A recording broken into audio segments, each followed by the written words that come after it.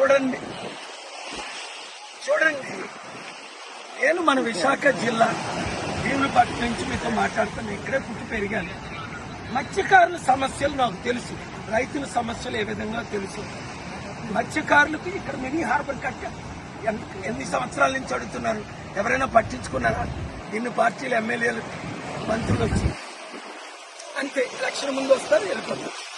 నేను మత్స్యకారులకు 3 విషయాలు: 1, మీకు మినీ హార్బర్ కట్టిస్తాం. 2, మీరు ఫిష్ ఎక్స్పోర్ట్ చేయడానికి మంచి అవైలబిలిటీ ఫెసిలిటీస్ అన్ని నేను ఇస్తాను. 3, నేను మీకు ఆర్థికంగా అన్ని విధాల